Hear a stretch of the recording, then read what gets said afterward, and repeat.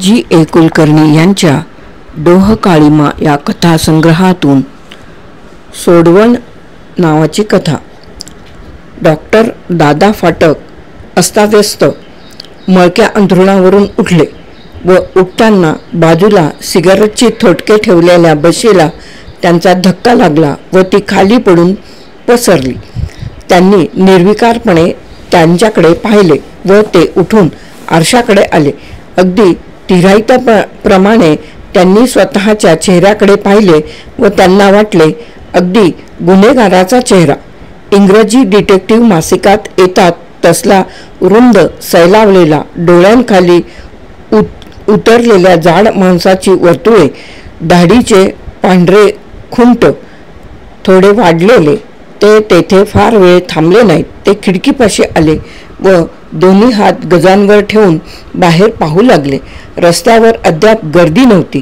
समोरचे सिगारेटचे दुकानही अजून बंदच होते. फाटकांची जीप सतत सिगारेटमुळे कडवट झाली होती. पण आता आपल्याजवळ फक्त एक सिगारेट आहे. दुकान उघडताच एक पाकिट आणून ठेवले पाहिजे हे ते विसरले नाहीत. रस्त्यावरून एक छोटी मुलगी गिरणीहून पिठाचा डबा घेऊन निघाली होती. ती मध्येच ठेचाळली व पसाभर पीठ रस्त्यावर सांडले. तिने बावरून इकडे तिकडे पाहिले. तिची दृष्टी वरच्या बाजूला फाटकांकडे गेली. तिने डबा सावरून दुसऱ्या बाजूला घेतला व ती पूर्वीपेक्षाही लगबगीने निघून गेली. फाटक चटकन मागे आले. त्या मुलीने देखील अगदी ओळखले आपण एक गुन्हेगार आहो म्हणून. खिडकीच्या गजांमधून आपला चेहराही एखाद्या कैद्यासारखाच दिसला असला पाहिजे. आता साऱ्या चेहऱ्यावरच तो शिक्का कायमचा पडून गेला आहे. खुनी. त्यांनी आपला चष्मा उचलला व जिना उतरून ते खाली आले आणि सोप्यालाच असलेल्या आपल्या दवाखान्यात खुर्चीवर बसले. एका बाजूला बाटल्या भरलेले एक लहान कपाट होते म्हणूनच त्याला दवाखाना म्हणायचे. त्याही फाटकांनी कधी फेकून दिल्या नाहीत म्हणूनच राहिल्या. बाहेरचा बोर्ड एकदा वाऱ्याने उडून पडला. तो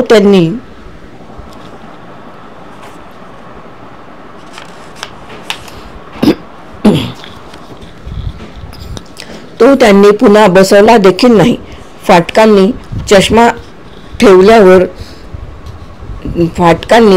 चष्मा टेबलावर ठेवला व टेबलावर बोट ओढून पाहिले. तो रुंद स्पष्ट रेषा उमटली.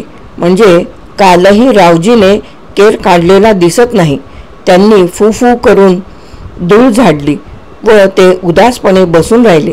मध्येच त्यांनी आपल्या हातांची बोटे रुंद पसरली व त्यांकडे विमनस्कपणे पाहिले. ही बोटे जाड, आखूडसर, वयस्क आहेत. हीच अगदी आपल्या आईची बोटे. घरकाम करून तिची बोटे वाकड्या नखांची खरबरीत झाली होती. परंतु तिने जुनेऱ्याची घडी घालून त्यावर टीप घातली की स्वच्छ धुतलेले तांदळाचे दाणे रांगेने मांडावेत त्याप्रमाणे टाके पडत. शिळी भाकरी कशीबशी ताकात कुस्करून तिने पुढे ठेवली की पोट भरत असे. तिने लावलेले झाड कधी मेले नाही की तिने कडेवर घेतलेले मूल कधी रडले नाही. आईने आपल्याला पुष्कळ दिले पण या तिच्याच बोटांना आपले यश द्यायला मात्र ती विसरली. त्या बोटांची फाटकांना जणू एकदम शरम वाटली व ती लपवण्यासाठी त्यांनी दोन्ही हात डोक्यामागे धरले. युद्धकाळात नोकरीमुळे आफ्रिका ब्रह्मदेश प्रवास झाला. रखरखीत वाळवंटात अंग वितळत असता, गर्द दमट झाडाझुडपात ते उभत असता त्यांनी 16 तास काम केले. नंतर अतिशय उत्साहाने त्यांनी येथे व कॅम्पमध्ये 2 दवाखाने सुरू केले. नवी मासिके आणून आपल्या धंद्यात नवे काय घडत आहे याचा त्यांनी सतत अभ्यास ठेवला. त्याचवेळी शालू देखील त्यांच्या आयुष्यात हसली. रामदास दिवगीने एक दिवस सहज तिची ओळख करून दिली आणि योगायोगाने त्यांचा हात हव्या त्या स्विचवर पडल्याप्रमाणे ती हसली होती. फाटक एकदम गोंधळले. कपड्यांकडे फारसे लक्ष न देणाऱ्या फाटकांना त्या दिवशी सुरकुतलेल्या सुती सुट्यात फार अस्वस्थ वाटले. पायांतील जुने बूट एकदम ओझ्यासारखे वाटू लागले. पण नंतर तासभर ती आपुलकीने बोलत नवे ऐकत बसली. फाटकांनी तिला आफ्रिकेतील आपले अनुभव सांगितले. पाहता पाहता ते तिला आपण 10 वर्षात एक छोटे हॉस्पिटल कसे काढणार आहोत हे सांगू लागले.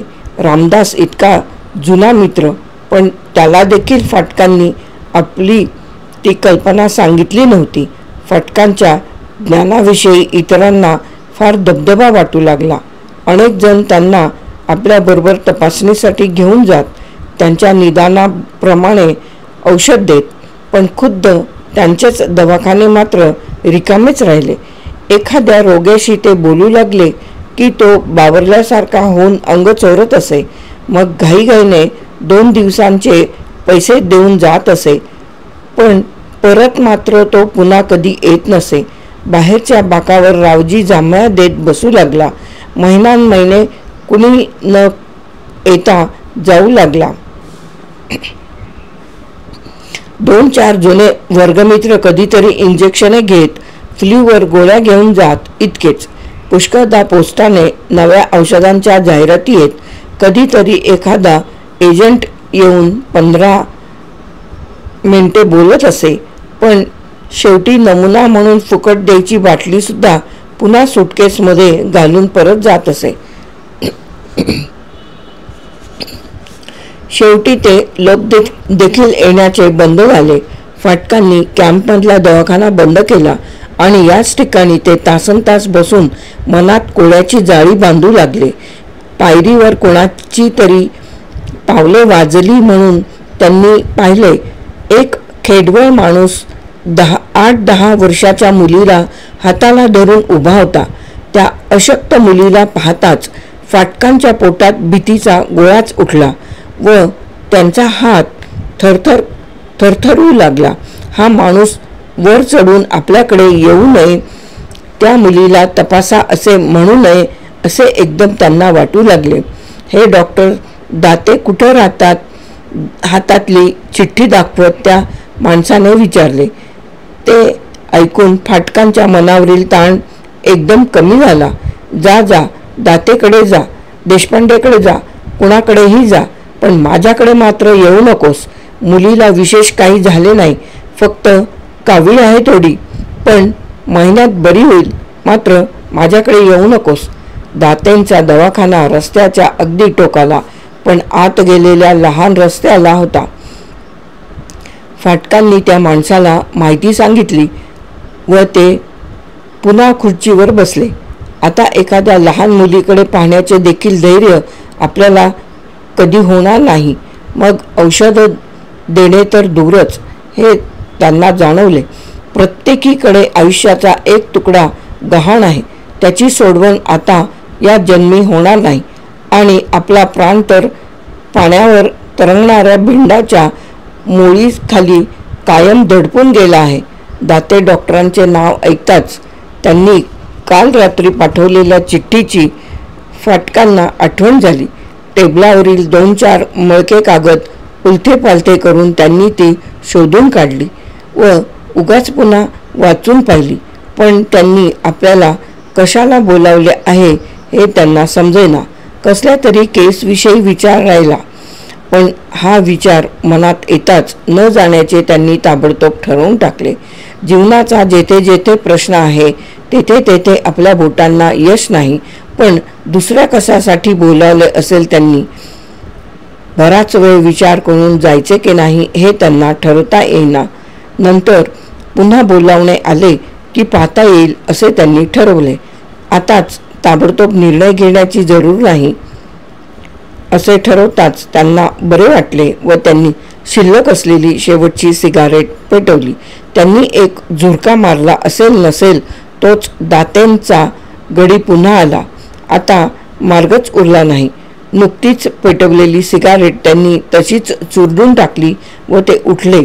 शर्ट मानेवर मळका झाला होता व थोडा बोंद्रा दिसत होता, पण त्यांनी तो बदलला नाही. एक सैलसर गोल बिन इस्त्रीची पॅन्ट त्यांनी अडकवली व चष्मा हातात घेऊन ते निघाले.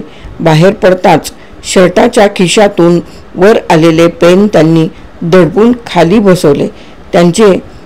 त्याचे क्लिप फार सैल झाले होते व अंगाची थोडी हालचाल झाली की ते पटकन वर येत असे व 10-15 मिनिटांनी फाटक अगदी सवयीने त्याला दाबून खाली बसवत ते बाहेर पडले व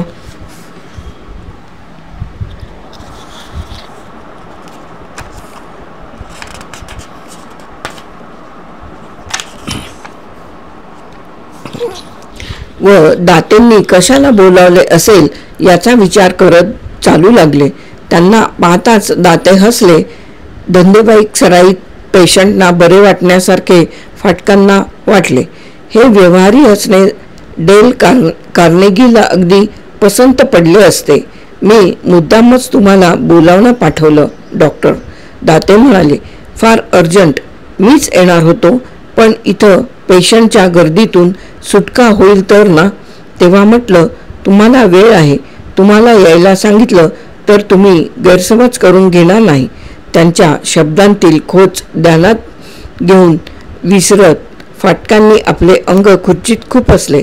त्यांनी हात रुमालाने चष्मा पुसला, पण तो टेबलावरच ठेवला व विचारले, काय काम होतं माझ्याकडे? म्हणजे त्याचं असं आहे, दाते सांगू लागले. हा आयुष्याचा प्रश्न आहे. माझी एक पेशंट सध्या हॉस्पिटलमध्ये आहे. उद्या किंवा परवा तिचं ऑपरेशन आहे. तिला रक्त हवं आहे, पण अडचण काय आहे तर तिचा जो ग्रुप आहे ते रक्तच मिळेना. पुण्यात मुंबईला तारा करून मी वाट पाहत आहे. इथल्या वर्तमानपत्रात गेले 2 दिवस लाल रंगात मी एक पत्र प्रसिद्ध केलं आहे. ते तुम्ही पाहिलं असेल कदाचित. 2-4 जण येऊन गेले. एक जण तर स्वतःच आजारी आहे. बाकीच्यांचे ग्रुपच निराळे पडले. मग काल मला चटकन आठवलं, मी मागे एकदा तुमचं कार्ड पाहिलं होतं. मी म्हटलं तिच्या इथं आपले फाटक आहेत आणि आपण सगळ्या गावाला वळसा घातला की. तेव्हा आज दुपारी तुम्ही हॉस्पिटलकडे जाता का? फाटकांनी मान खाली घातली व ते आपल्या बोटांकडे पाहत बसले. त्यांना एकदा वाटले आपण इथे आलोच नसतो तर फार बरे झाले असते. हा प्रश्नच निर्माण झाला नसता. पण आता ताबडतोब निर्णय सांगितला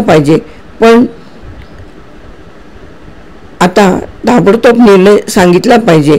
तो ताण त्यांना नको होता. पण दुसरं कोणी मिळणार नाही का? थोड्या वेळाने त्यांनी विचारले. दात्यांचे तोंड आश्चर्याने उघडे पडले. खुर्चीत कसाबसा कोंबलेला हा धुडासारखा माणूस दुसऱ्याचा जीव वाचवायला 14-15 अंश रक्त द्यायला नकार देत आहे ही गोष्टच त्यांना समजेना. आणि एखादी गोष्ट समजली नाही की एकदम चिडणाऱ्या माणसांपैकी ते एक होते. अहो, दुसरा कोणी असता तर मी तुम्हाला बोलावलंच नसतं, दाते चिडून उतावीळपणे म्हणाले. सावकाश शोध करत बसण्या इतका वेळ नाही. मुलीच्या आयुष्याचा प्रश्न आहे. मी काही फावल्या वेळातला विनोद करत नाही. पहा, पुढं काहीतरी तुम्हाला आपण एका मुलीला आपल्या रक्तानं वाचवलं याचा अभिमान वाटेल. फाटकांच्या मनात काहीतरी लोलकासारखे हल्ले. त्यांचा चेहरा क्षणभर उजळला. भेंडाच्या मुळीखाली हालचाल झाली. तेथे गहाण पडलेले आयुष्य सोडवून घेण्याची संधी आली असे त्यांना वाटले. ही कुठली तरी अज्ञात मुलगी आपले रक्त अंगात बाळगून कुठेतरी वाढेल, आनंदाने राहील. रक्ताची मुलगी आतून निसटली खरी, पण या मुलीचे रक्त एक कणापुरते तरी आपले राहील. दुरून कुठून तरी आपल्याला क्षमा करील. फाटकांना दातेंबद्दल एकदम कृतज्ञता वाटू लागली व ते उत्साहाने अंग सावरून बसले. पहा बुवा, तुमची स्वतःची मुलगी असती तर केलं असतं की नाही तुम्ही? दाते म्हणाले.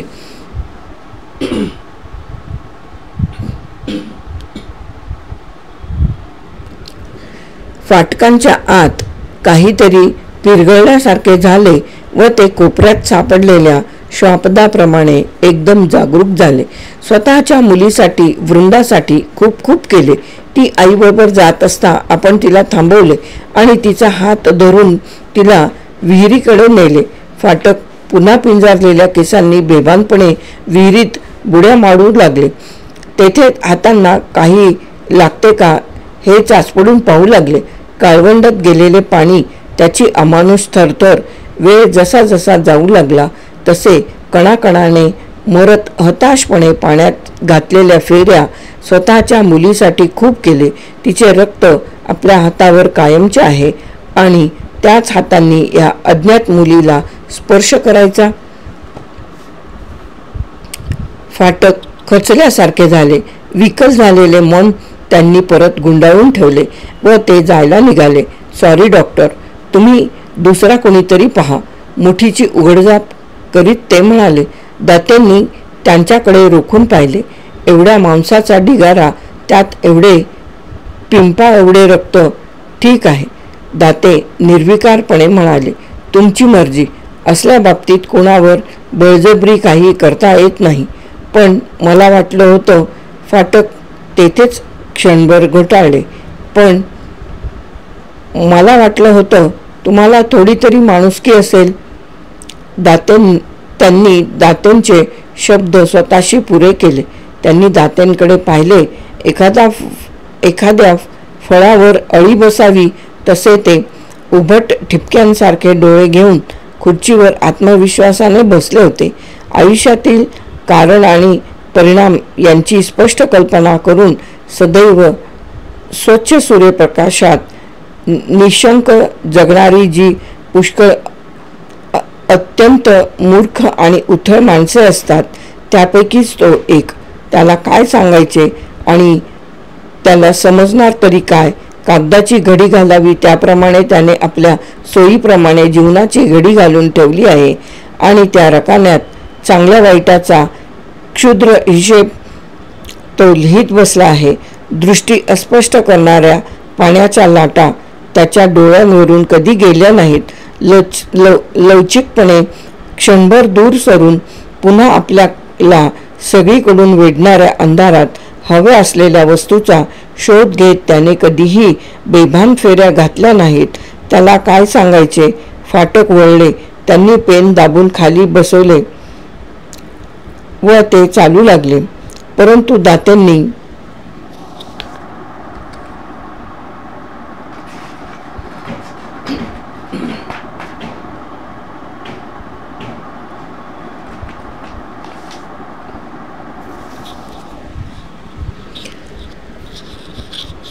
दात्यांनी त्यांना हाक मारली व म्हटले, हा तुमचा चष्मा राहिला. फाटकांनी तो हातात घेतला व खाली मान घालून ते परतले. पण साऱ्या दुपारभर त्यांचे मन पिंजल्यासारखे होत होते. एकही चित्र अथवा फोटो नसलेल्या पांढऱ्या भिंती त्यांना त्रस्त करू लागल्या. सगळीकडे वृंदाचा चेहरा, सर्वत्र शालूचा आवाज. स्वतःला सिगारेटच्या धुरात कोंडून फाटकांनी लपण्याचा प्रयत्न केला. पण उलट तो पडदा फाडून वृंदाचा चेहरा अगदी डोळ्यांजवळ आला. शालू अत्यंत कर्कशपणे कानातच ओरडू लागली. फाटक एकदम असहाय होऊन मळक्या अंथरुणावरच पडले व त्यांनी चेहरा दाबून धरला. त्या दिवशी सकाळीच शालू आणि वृंदा कुठेतरी जायला निघाल्या. फाटक दारातच उभे होते व तेथल्या गुलाबाची काटछाट करीत होते. वृंदाला पाहून ते हसले व म्हणाले, आज काही विशेष ऐट आहे बुवा. उत्तरादाखल वृंदाने हसून टाळी वाजवली.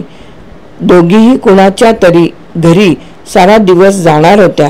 तेथे काचेच्या पेटीत पुष्कळसे रंगीत मासे होते. हे वृंदाच्या उत्साहाचे कारण होते. छान, म्हणजे सारा दिवस आम्ही एकटेच म्हणा की. चेहरा पडल्यासारखा करून फाटक म्हणाले, पहा बुवा, तू जर आमच्याजवळ राहणार असशील तर पोहायला जाऊ आपण.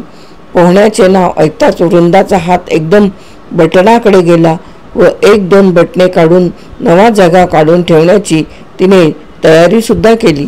हे काय, येऊ दे तिला माझ्याबरोबर. इतर दिवस नाहीत पोहायला?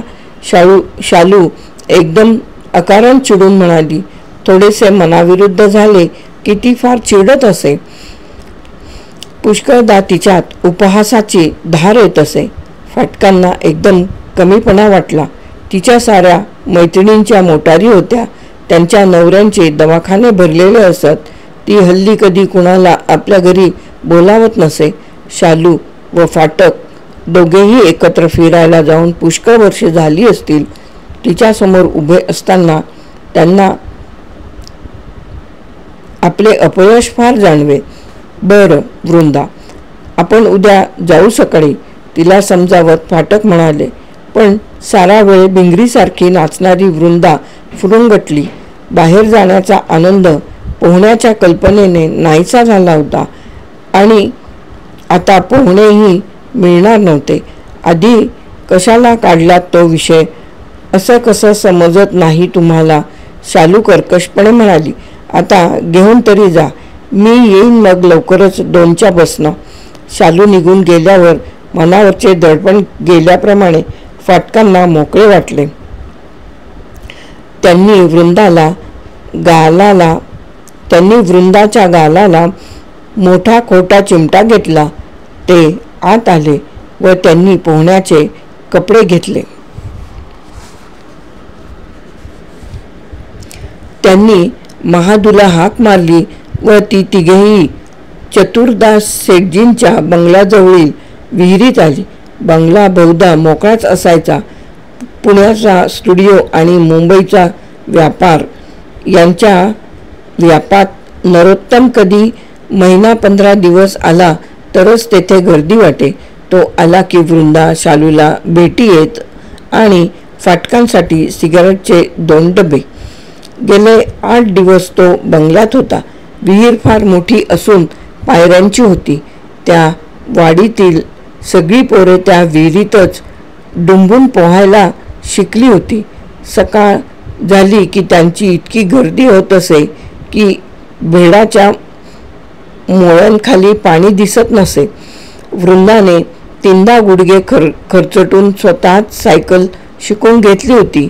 पण नंतर तिचा सायकलबाबतचा उत्साह गेला. आता तिला पोहणे हवे होते. तेथे ती यापूर्वी 2दा ओलावली होती आणि प्रथम एखाद्या राक्षसाप्रमाणे दिसणाऱ्या विहिरीची भीती आता खूप कमी झाली होती. ते ज्यावेळी विहिरीकडे आले त्यावेळी 2 माणसे पायरीवरच आंघोळ करीत होती. लवकरच त्यांची आंघोळ आटोपली. ते बाहेर आले व अंग पुसतच ते वरच्या भिंतीवर उन्हाला बसले. अरे महादू, ती सगळी पोरं कुठं आहेत रे आज? फाटकांनी विचारले. आज ती माळावर गेल्या ती नवं जेवायला, महादू म्हणाला. नंतर फाटकांना आठवले सगळी पोरे वैजनाथला ट्रिपला गेली होती. वृंदाने ते देऊळ पाहिले होते. शिवाय ती आईबरोबर पुन्हा जाणार होती. आईबरोबर जाणार म्हणून ट्रिपला गेली नाही आणि पोहायला येणार म्हणून आईबरोबर गेली नाही. फाटकांना या साऱ्या आठवणी नको होत्या. त्यांच्या तापाने त्यांचे डोके ठणकू लागले. त्यांना वाटले इतके धागे, इतकी गुंतवळ असते पण कोणीतरी नेमक्याच दोऱ्याच्या नेमक्याच गाठी घट्ट घालत जाते. एक जरी गाठ सैल असती तरी आपण निसटून गेलो असतो. पण नाही, तसे व्हायचे नव्हते. या रुंद बोटांना कधीच यशाचा कोंब फुटायचा नव्हता. फाटक स्वतः पाण्यात उतरले. कॉलेजमध्ये असताना ते पट्टीचे पोहणारे होते. तेव्हापासूनच पाण्यात उतरताना एकदम आत्मविश्वास वाटे. हे आपले खरे घर. येथे आपण कुणीतरी आहो. येथे आपल्या वर्चस्वाला मान आहे. त्यांनी वृंदाला पोहण्याचा पोशाख दिला. तिच्या पोटाला हात लावताच हुळहुळून अंग मुरडत ती हसली. हे झाले म्हणजे पाण्यात उतरायची तयारी झाली. त्यांनी भेंडाची मोळी स्वतः तपासून पाहिली. अंगाला बांधायची दोरी हिसका देऊन बघितली. नंतर वृंदा चित्कारत शेवटच्या पायरीवरून पाण्यात आडवी झाली. फाटक स्वतः तासभर तिच्या भोवती तरंगत्या तटाप्रमाणे फिरले व परत पायऱ्यांवर आले. त्यांनी वृंदाला उचलून वर घेतले व गालावर चापट मारत म्हटले, पुरे, चला आता बाईसाहेब. वृंदाचा ओला चेहरा लालसर दिसत होता व त्यावर चेहऱ्याच्या कडा मोडून बाहेर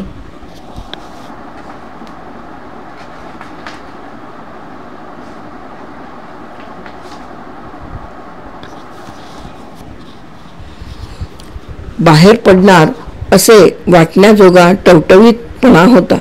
फाटकांना तिचा फार अभिमान वाटला. ही पोरगी आठवड्यातच चांगले पोहायला शिकणार हे त्यांनी ओळखले. नंतर ती आपल्या शेजारीच पोहत राहणार.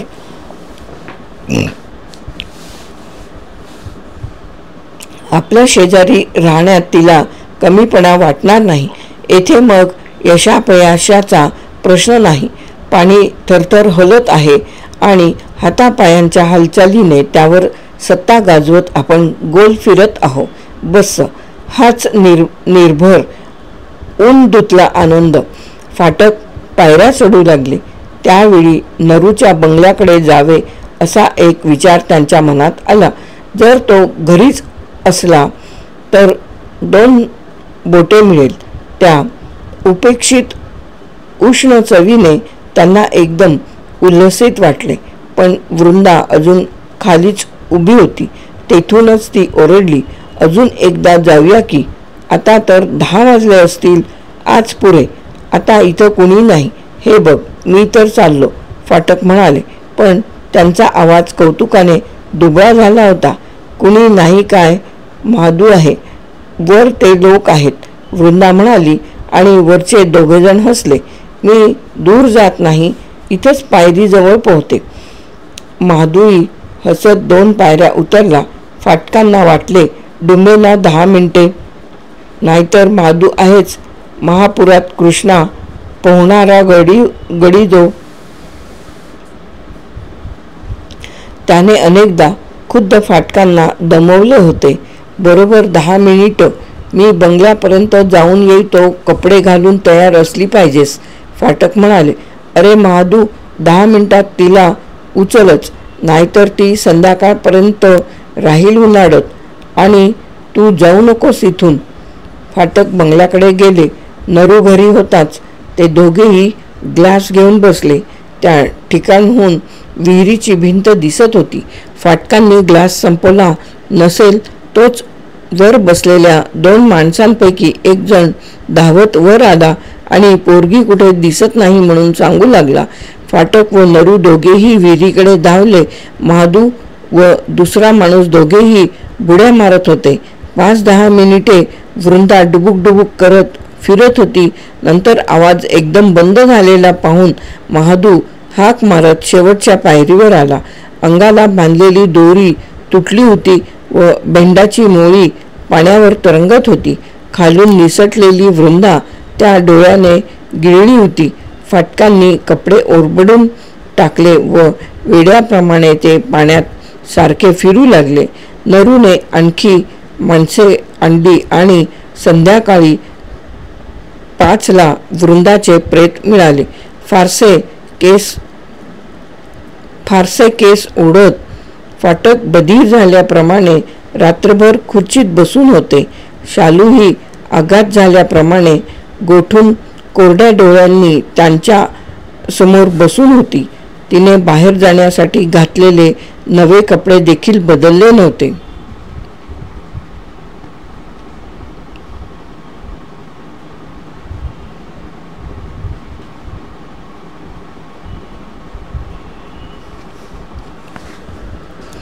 पण तुम्ही कुठं गेला होता त्यावेळी? चौथ्यांदा शालूने तोच प्रश्न विचारला. माझ्याबरोबर ती येत असताना तुम्ही तिला थांबवलं. तुम्ही तिला घेऊन गेलात. पण त्यावेळी तुम्ही कुठे होता? सांगितलं ना, महादू होता, वर माणसं होती म्हणून 5-10 मिनिटं. पोटासाठी राबणाऱ्या माणसावर आपल्या मुलीचा जीव टाकून जायला तुम्हाला काही वाटलं तरी कसं नाही?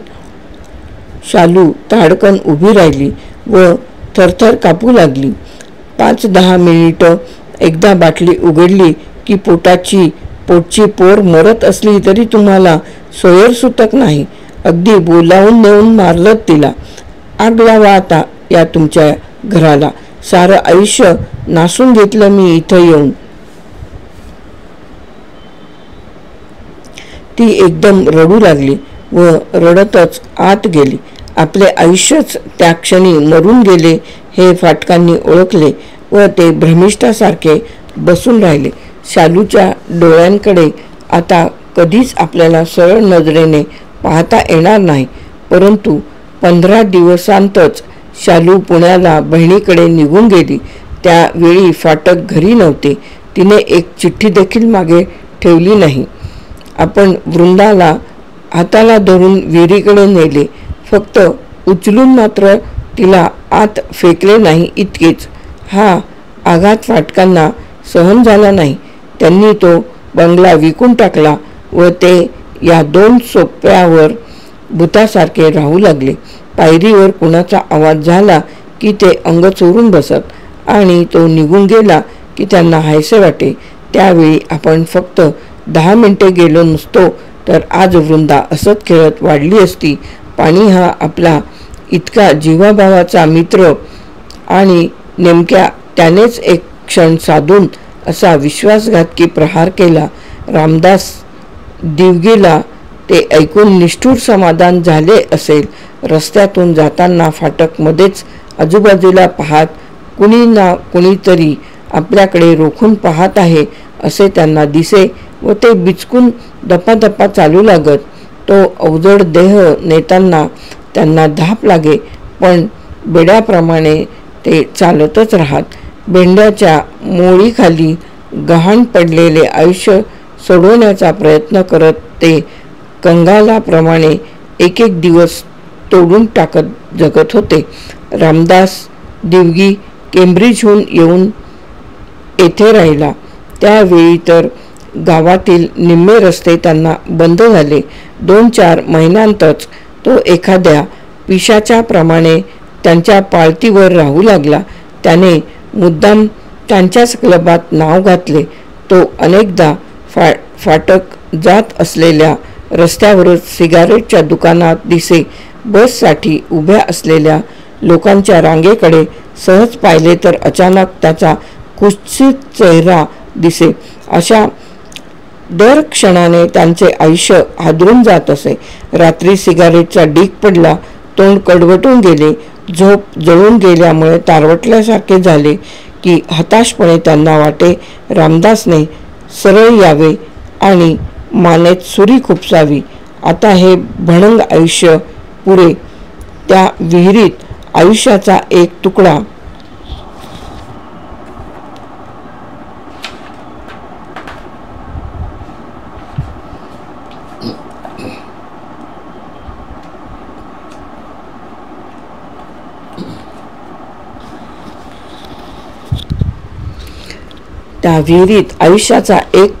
गहाण. रामदासाकडे दुसरा, शालूकडे तिसरा आणि आता आपले असे उरले काय तर केस माडलेला रुंदाड चेहरा, निरुपयोगी मांसर रक्ताचा अवजड देह, ही खुनी अपयशी बोटे. आईने आपली बोटे दिली, पण आपल्या बोटांचे यश मात्र तिने दिले नाही.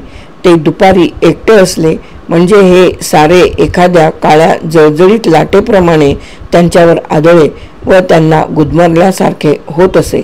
मग ते अगदी असहाय होऊन मळक्या अंथरुणावर पडत आणि ठसठसत असलेला चेहरा दाबून धरत. आताशी जमिनीवर थोटकांचा ढीग पडला, पण भिंतीवरील चित्रे पुसेनात, कानातील आवाज जाईनात. एकदम झटका आल्याप्रमाणे ते उठले. त्यांनी चष्मा हातात घेतला व खिशात पेन दाबून खाली बसवले. त्या गोंधळातून सुटण्यासाठी ते हॉस्पिटलकडे गेले. अधीरपणे त्यांनी रक्त दिले, पण नंतर तो झटका ओसरला.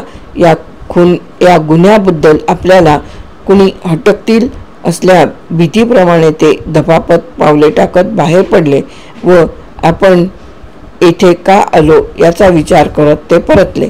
हॉस्पिटलमध्ये विसरलेला त्यांचा चष्मा एका वॉर्डबॉयने त्यांना दुसऱ्या दिवशी परत आणून दिला. नंतरचे 4 दिवस फाटकांनी जवळजवळ घरातच बसून काढले. दातेंकडील माणूस पुन्हा येतो की काय अशी त्यांना भीती होती. पण त्या मुलीचे काय झाले हे जाणण्याची उत्सुकता सारखी वाढत होती. त्यांना एकदा आशा वाटे, खरेच ती मुलगी वाचली तर आपल्या आयुष्याला थोडी तरी ऐपत येईल. पण नाही तर ती कल्पनासुद्धा त्यांना नको होती. 4 दिवस झाले तरी दातेंकडून कुणी आले नाही व फाटकांना आता घरी बसले ना. त्यांनी पोत्यासारखा एक सूट चढवला व चष्मा खिशात घातला आणि पेन दाबत ते बाहेर पडले. ती भकास खोली, मळके अंथरूण, जमिनीवर फोड उमटावे त्याप्रमाणे पडलेली थोटके, लहान प्रेतांप्रमाणे वाटणाऱ्या बाटल्या यांच्याकडे त्यांना आता अधिक वेळ पाहावेना. त्यांनी धाडकन दरवाजा लांबला व ते हॉस्पिटलकडे आले. कॉरिडॉरमध्ये येताच कार्बालिक साबण, फिनेल यांचा परिचित वास एखाद्या अदृश्य जाड वस्त्राप्रमाणे त्यांच्या भोवती गुंडाळला. पांढऱ्या गुबगुबीत कबुतरासारखी एक नर्स समोरून गेली.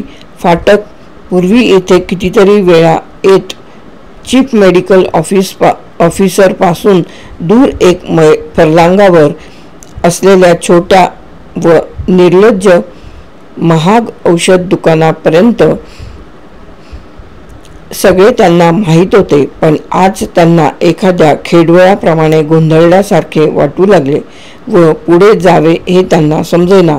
त्यातच आपण आलो कशाला अशीही रुखरुख त्यांना लागून राहिली होती. इतक्यात एक्सरे रूममधून डॉक्टर देशपांडे बाहेर पडत असताना त्यांना दिसले. त्यांना पाहताच फाटकात एकदम संतापाचे विष पसरले. हा देशपांडे गावातल्या क्लबाचा सेक्रेटरी होता. संगीत कार्यक्रमात त्याची लुडबुड असे. नाटकातही तो आपल्या बायकोबरोबर किरकोळ काम करी. तो वाङ्मय मंडळाचा कार्याध्यक्ष आणि कला मंदिराचा उपाध्यक्ष होता. त्याला माहीत नव्हती अशी एकच गोष्ट होती, ती म्हणजे स्वतःचा धंदा.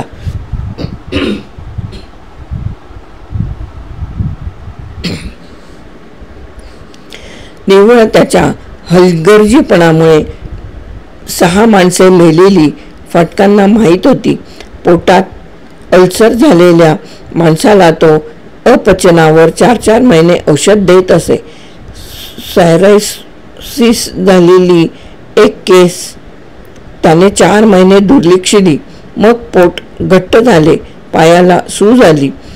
त्यावेळी त्या मुलीचा भाऊ तिला घेऊन फाटकांकडे आला होता. नुसत्या बोटांनी तपासताच केस असाध्य आहे हे फाटकांनी ओळखले होते. आणि हा देशपांडे 4 महिने नुसते कंटिन्यूड म्हणून लिहायचा आणि एखाद्या बोकड गंधर्वाप्रमाणे रात्री नाटकात कामे करायचा. हा कसला डॉक्टर? हा तर शुद्ध मोटरवाला खाटीक खुनी. आणि तू स्वतः? फाटक त्या कल्पनेने दचकले व शरमले. ते घाईघाईने वेटिंग रूममध्ये आले व हाताला येईल ते एक मासिक त्यांनी उचलले. येथे यायलाच नको होते ही रुखरुख वाढली. मासिकाच्या कडेवरून जाणाऱ्या येणाऱ्यांचे पाय दिसत, त्यातील गडबड जाणवे. येथे आपण एकटेच कामाशिवाय रिकामे. ते उठले व त्यांनी परत जाण्याचे ठरवले. तोच अकाउंट ऑफिसचा दरवाजा उघडला व काणे बाहेर आले. काय डॉक्टर इकडे? बरे आज? ते म्हणाले. आलो होतो सहज. अपराधी अपराध करत असता सापडल्याप्रमाणे चेहरा करून फाटक म्हणाले. येथे आपण का आलो हे त्यांना एकदम आठवले व काणे आल्याने त्यांना बरे वाटले. त्यांना विचारायला हरकत नाही, आपण येथे 4 दिवसांपूर्वी आलो होतो हे त्यांना माहीतही नसेल. काय काणे, आज ऑपरेशन वगैरे? फाटकांनी विचारले. छे, आज काही नाही, पण गुरुवारी आहेत 3. डॉक्टर मेहता येणार आहेत मुंबईहून. असं? नंतर आठवल्यासारखे करून फाटक म्हणाले. परवा त्या मुलीचं ऑपरेशन झालं ना, कसलं तरी रक्त मिळत नव्हतं ते. काय झालं पुढं त्याचं? बोलता बोलता फाटक चाचरले. आपल्या उत्सुकतेमुळे काणेंना सारे समजणार तर नाही ना अशी त्यांना भीती वाटली आणि आपण लगेच विषय बदलावा की काय असाही विचार त्यांच्या मनात आला. हो, ती केस ना? खांदे हलवत काणे म्हणाले. ती मुलगी काल कोलॅप्स झाली. ब्राय, मी जरा जाऊन येतो CMO कडे. फाटक एकदम निर्जीव होऊन बसले व फक्त त्यांचा उजवा हात कापू लागला म्हणजे त्या मुलीला देखील आपला स्पर्श जाणवलाच. आपण रक्त दिले नसते तर ती खात्रीने जगली असती. आपल्या हातालाच रक्तालाच काळ्या सर्पाचा दंश झाला आहे. आपण त्या मूर्ख दातेकडे जायलाच नको होते, पण ते व्हायचे नव्हते.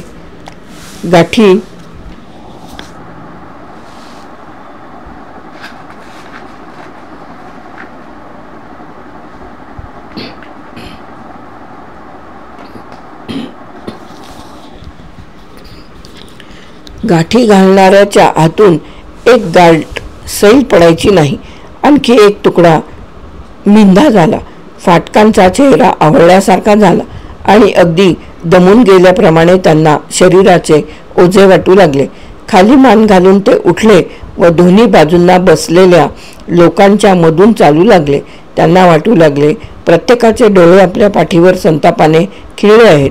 प्रत्येकजण पुटपुटत आहे, खुनी खुनी, तुला फासावर लटकावलं पाहिजे, तुला मोकळं हिंडू फिरू देणं फार धोक्याचं आहे. आपण कशाला आलो येथे आणि कशाला दिले ते शापित रक्त?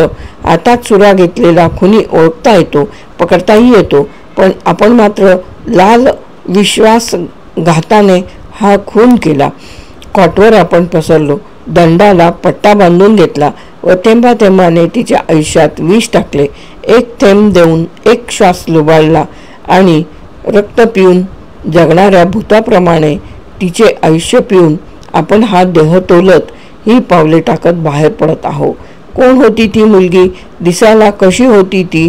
हात लावताच हुळहुळणारी, सायकलवरून सारखी उंदाडणारी. ते बाहेर पडले व पावले धपधपत चालू लागले. अंगावरचे सारे कातडे सोलून गेले असून कुणीतरी त्यावर अणकुचीदार फणी ओढत असल्याप्रमाणे त्यांना वाटत होते व घसा कोरडा पडला होता. कुणीतरी वेगाने पुढे मागे ओढत असल्याप्रमाणे सायकली मोटारी सरकन ढकलल्या जात होत्या. त्यांना येताना पाहून समोरचे लोक बाजूला सरकत ते जवळून जात असता एका दुकानदाराने फटकन खिडकी लावली. रस्त्याच्या कडेला पेरूची बुट्टी घेऊन बसलेली बाई एकदम बुट्टी उचलून चालू लागली आणि गुलमोहराच्या झाडावरून पसाभर पाने गळाली. या सगळ्यावरून काळ्या कवडशाप्रमाणे आपली विषारी छाया पसरत आहे. हे सारे जळून कोळपल्याप्रमाणे होत आहे. एक माणूस मात्र धीट होता. तो समोर आला व फाटकांच्या पोटात बोट टोचू लागला. विरळ झालेले केस, पिकल्यासारखा तुकतुकीत चेहरा, बोटावर जाड अंगठी, तो सारखा टोचत होता. फाटकांनी एकदम मान हलवली. बाजूचे जीवन सैलावले. सगळ्यावर चढलेला बुरशीसारखा थर स्वच्छ झाला. समोरचा माणूस एकदम दिवगी होता. इतर वेळी फाटकांनी त्याला मैलावरून टाळले असते, पण या परक्या विरोधी जगात ओळखीचा चेहरा दिसताच फाटकांना एकदम कृतज्ञता वाटली. त्यांनी त्याचा हात घट्ट धरला व तो पंपासारखा हलवू लागले. अरे, तू काय झोपेत चालतोस की काय? 4दा डिवसलं तरी हो का चू नाही? दिवगी हसून म्हणाला. फाटकांनी त्याचा हात सोडला व संधी आहे तोच निघून जावे असे त्यांना वाटू लागले, पण त्यांचा घसा कोरडा पडला होता. एक जुनी आठवण सुख जागे झाले होते.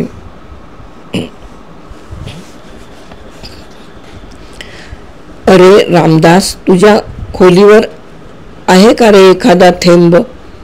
त्यांनी कोरड्या आवाजात विचारले. दिवगीच्या भुवया आश्चर्याने कपाळावर गेल्या व तो फाटकाकडे पाहतच राहिला. अरे गृहस्था, तू त्या मार्गाचा नाहीस असं मी ऐकलं क्लबात. कितीतरी वर्षांनी आज मी घेणार आहे. आता काहीतरी हवं. दिवगीने एकदम कॉलेजमधील दिवसांची आठवण देणारी थाप त्याच्या पाठीवर मारली. ते दोघे दिवगीच्या खोलीकडे आले. दिवगी कृष्णविलासमध्ये एक कायम खोली घेऊन राहत होता. तो कुठल्या तरी पोहण्याच्या क्लबचा पगारी सेक्रेटरी होता. कॉलेज संपल्यावर दिल्ली नागपूर करत तो 4-6 वर्षे भटकला. नंतर स्वतःचे घरदार विकून केम्ब्रिजला गेला. तेथे 7-8 वर्ष राहून काहीही न करता तो परत आला. तेव्हापासून खानावळीत राहतो. स्टॅनले गार्डनर विकत घेऊन वाचतो आणि क्षणाक्षणाला पिकत जाऊन नाचतो. कितीतरी वर्षानंतर फाटक दिवगीसमोर बसले होते. कॉलेजात असताना ते तासनतास बडबडत, पण नंतर शादू आली. ती झगझगीत हसली व तिने फाटकांशी लग्न केले.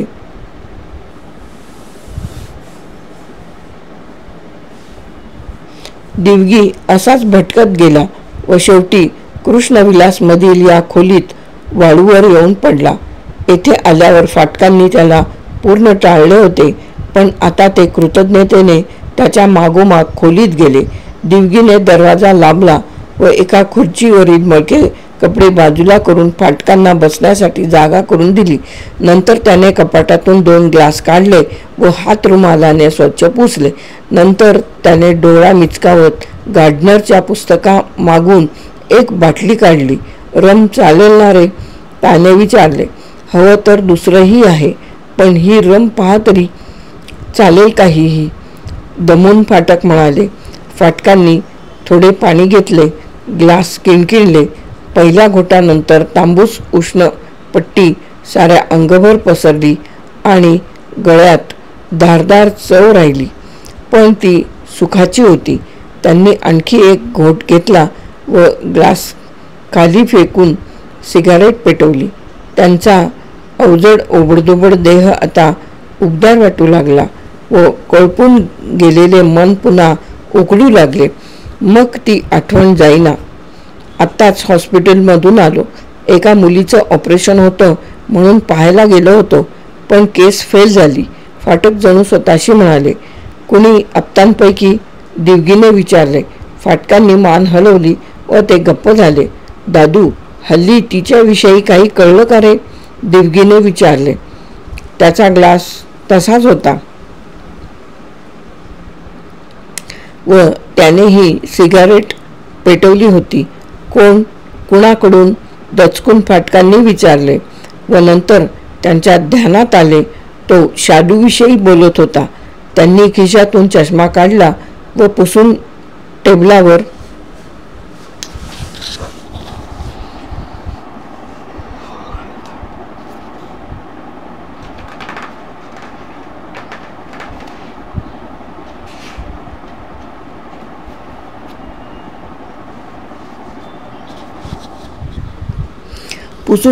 ठेवला. तिच्याकडून? होय, काहीच नाही. ती पुण्याला आपल्या बहिणीजवळ असते, एवढंच मला माहीत आहे, फाटक म्हणाले. पण हे सांगताना ते शरमले व त्यांना दिवगीपुढे मान वर करवेना.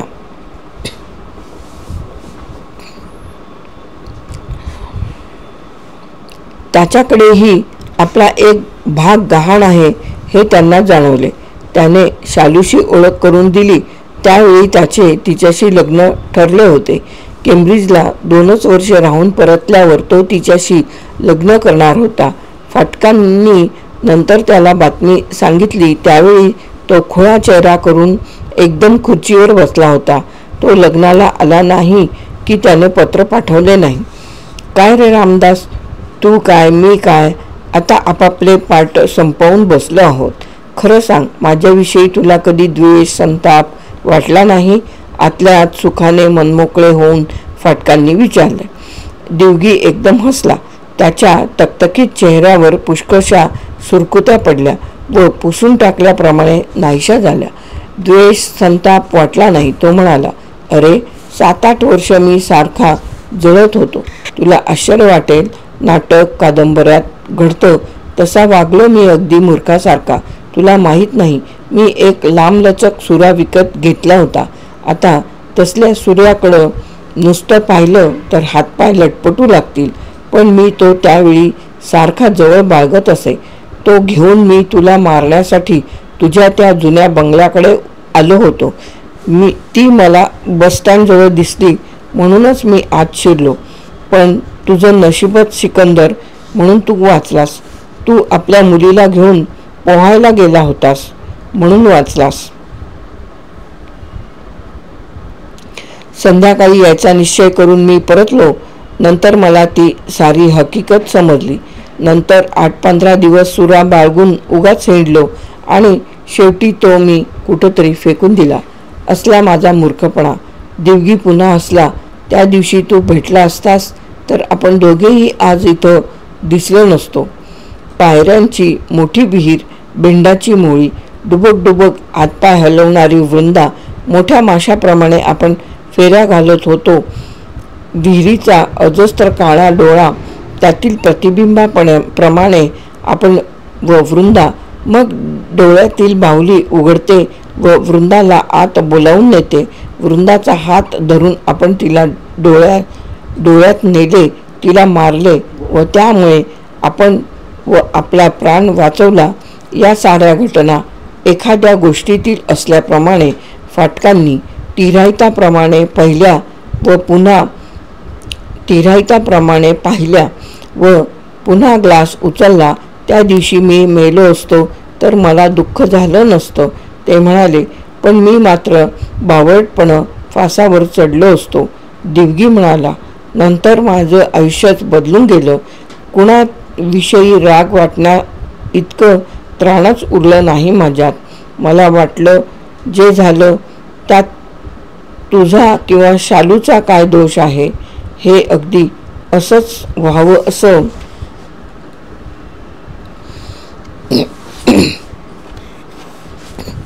फार पूर्वीच कुणीतरी लिहून ठेवलं होतं. ते सारं एखाद्या ब्लू प्रिंटप्रमाणे झालं. त्यात राग कसला आणि द्वेष कसला मी ओळखलं. मी जन्मलो ना त्याच वेळी मी हा नंबर काढला. हेच तिकीट माझ्या नावानं ठेवण्यात आलं होतं. शालूशी भेट होणं अटळ, तसं ती निघून जाणं हे देखील अटळच. सगळं अगदी पूर्वी व्यवस्थित ठरल्याप्रमाणे. मला या ठरलेल्या कार्यक्रमाची कल्पना नव्हती म्हणून मी वेड्यासारखा कुढलो, आदळापट केली. नंतर मी तुला कितीतरी वेळा भेटायचा प्रयत्न केला. प्रोफेसर मॅकमरेच्या पुस्तकाविषयी तू कॉलेजमध्ये असताना पेटल्यासारखा बोलायचास. त्याच्याविषयी मला खूपच सांगायचं होतं तुला. तो माझा ट्युटर होता, फार विद्वान माणूस, पण आता मला वाटतं फार खुळाही.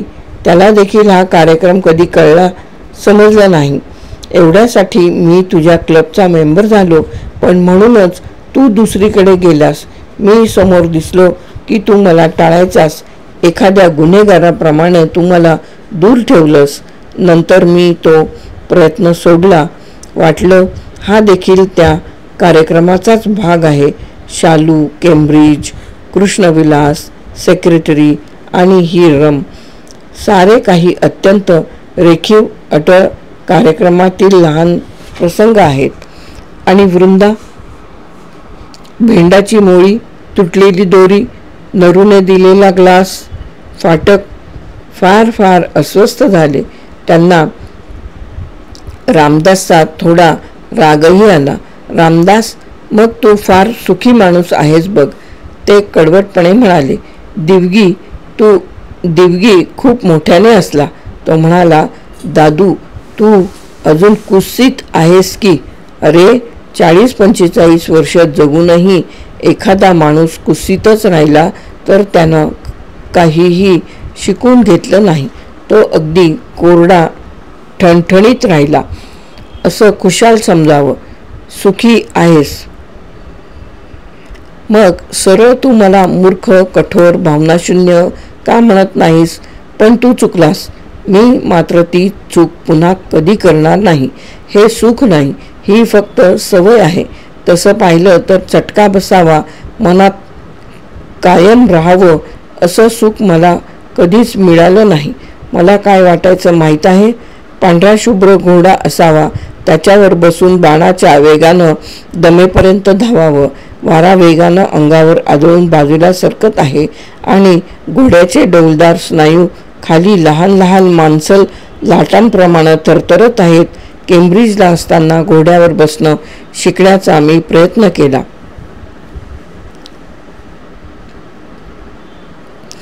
पण सालं व्हायचं काय तर घोड्याच्या तोंडाकडे पाहिलं, त्याचे चौकोनी दात दिसले की हातपायच गळायचे, चक्क घाम सुटायचा.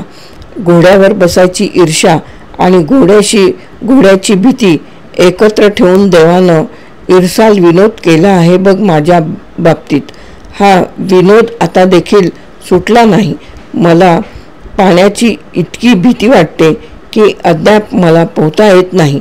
पण सध्या मी कोण आहे तर एका स्विमिंग पूलचा सेक्रेटरी. दादू, I am God's greatest joke बघ.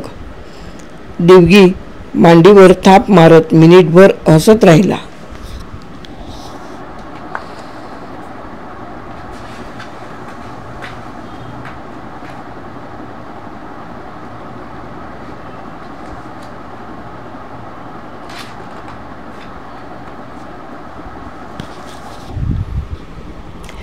फाटकांना त्याच्या गुळगुळीत लालसर चेहऱ्याच्या जागी तसलाच त्याच्या आयुष्याचा कंद दिसला.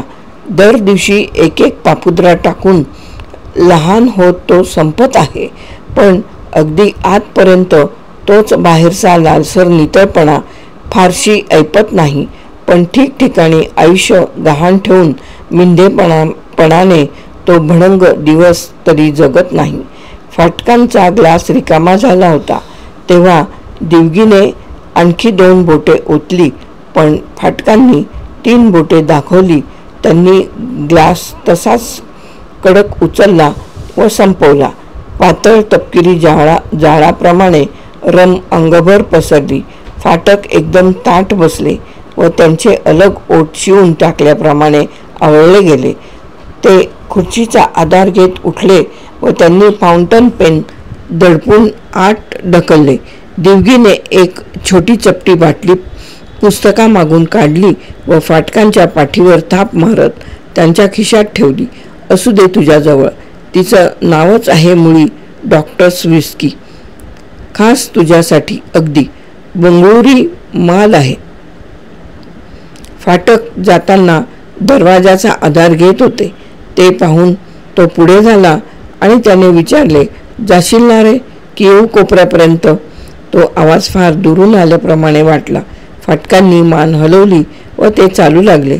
थोड्या वेळाने दिवगीचे लक्ष त्यांनी विसरलेल्या चष्माकडे गेले. तो उचलून दिवगी लगबगीने बाहेर आला, परंतु फाटक कुठे दिसले नाहीत. त्यांच्याविषयी विचार करता त्याला वाटले, बोलण्याच्या भरात आपण त्यांना ती गोष्ट सांगून टाकली नाही, हे बरे केले. शालू आता पुण्याला राजरोसपणे नरोत्तमाजवळ राहते. तिने तसे राहणे हा कार्यक्रमातील एक भाग. आपण त्याविषयी काही न सांगणे हाही एक भाग. चष्मा विसरून राहणे हाही एक भाग व आपण तो उद्या त्यांना देणे हा देखील त्याच कार्यक्रमाचा एक भाग. एक एक पाऊल तोलून टाकत फाटक चालू लागले. त्यांच्या साऱ्या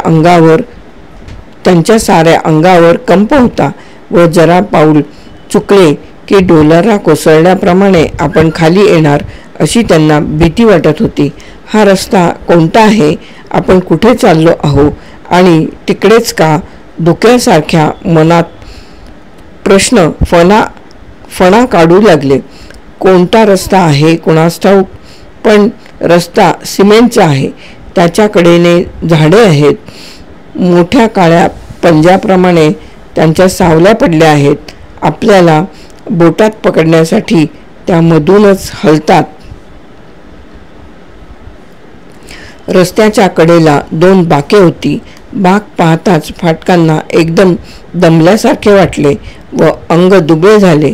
पेन खिशात दाबत ते एका बाकाकडे गेले व रस्त्याकडे तोंड करून बाकावर बसले. पण एकदम सारे गिरकल्यासारखे झाले.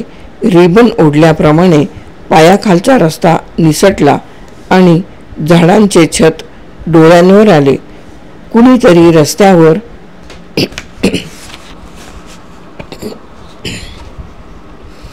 हसले. गोंधळून फाटक उभे राहिले आणि डोके हलवत बाकाकडे पाहतच राहिले. बाक मागे अजून 3-4 फूट तरी होते. मग ते अगदी पायाजवळ आहे असे कसे वाटले की तरंगत मागे गेले. हातात काठी घेतलेली एक मुलगी रस्त्यात हसत होती. ती हसली व गेली, पण तिचे अंग रक्ताने न्हाले होते. फाटक एकदम बेदरले. ही ती हॉस्पिटलमधली मुलगी आपला पाठलाग करत आली आहे. ते लगबगीने डोलत डोलत मागे गेले व हलणारे बाक घट्ट धरून त्यांनी त्यावर अंग टाकले. त्या मुलीची क्षणिक भीती गेली. उलट तिने यावे आणि आपल्याला शिक्षा करावी असे त्यांना वाटू लागले. निदान एखाद्या तुकड्याची तरी सोडवण होईल. पोटातील आग विझेल. पण ती हॉस्पिटलमधील मुलगी नव्हेच. तिच्या पाठीवर बेंडाची मोळी आहे. ही तर वृंदा, केस बांधलेले, पाण्याने निथळणारी. पाण्याने रस्ता ओला झाला आहे. पाण्यात लाटा आहेत. पण ती फाटकांशी बोलली नाही. ती त्यांच्याकडे पाहत राहिली व मग खाली मान घालून निघून गेली. फाटक अगदी व्याकुळ झाले व हाताच्या कोपऱ्यात तोंड लपवून अंग आवळून बसले. कुठेतरी थडथड असा सारखा आवाज होत होता. त्यामुळे सारे अंग ठसठसल्यासारखे होऊ लागले. ऊन आता मलूल होऊ लागले होते. फाटक कुत्र्यासारखे अंग हलवून बाकावर सरळ बसले. रस्ता, लाल काळ्या मोटारी एकमेकींसमोर आल्या. त्या आदळून त्यांचा चक्काचूर होणार म्हणून फाटकांनी एकदम कान बंद करून घेतले. पण त्या एकमेकींशेजारून सहज गेल्या. रस्त्यापलीकडील फुटपाथवर कोणीतरी घोळत असल्याप्रमाणे हलणारी अस्पष्ट माणसे, मोठ्या होत चाललेल्या पाण्याच्या मंद काळसर लाटा, त्यांच्यावर रक्ताचे पंजे उठल्याप्रमाणे दिसणारे रक्ताचे मोठे डोळे. फाटकांना तेथून उठून जायचे होते, पण शरीराचे निरुपयोगी ओझे उचलण्याचा त्यांना फार कंटाळा आला. ते सारे जणू नासून गेल्याप्रमाणे त्यांनी नाक मुरडले व ते पुन्हा बाकावर निर्जीवपणे रेलले. पण त्यांना एकदम धक्का बसला. अंगात मॅग्नेशियमची तार जळाल्याप्रमाणे ते एकदम भाजत उजळले. गोंडपाटात अस्ताव्यस्त कोंबल्याप्रमाणे दिसणारे शरीर स्प्रिंगप्रमाणे उभे राहिले. समोरच्या फुटपाथवरून हातात पुडा घेतलेली मुलगी हसत रस्त्यावर उतरत होती. रस्त्यावरून वेगाने लाल बस आली. त्यावेळी ती मुलगी चालता चालता दुसरीकडे पाहत होती. फाटकांच्या मनात सारे काही तुटून गेले. अंग ओढत, पेन खिशात दाबत ते पुढे धावले व हातपारे करत थांब थांब असे ओरडले. पाण्याच्या लाटा पुन्हा येऊ लागल्या. भोवती अंधार घोटाळू लागला. ते तसेच धडपडत पुढे आले. समोर काहीतरी गोरे दिसताच त्यांनी त्याला हात लावला. कुणीतरी हुळहुळून स्वच्छ हसले. वृंदा, वृंदा म्हणून हर्षाने ओरडत फाटकांनी तिला उचलले व थरथर त्या पाण्यावर आणले. साऱ्या आयुष्यभर अंधाऱ्या पाण्यात आंधळ्या फेऱ्या घालून आता अखेर वृंदा हाताशी आली.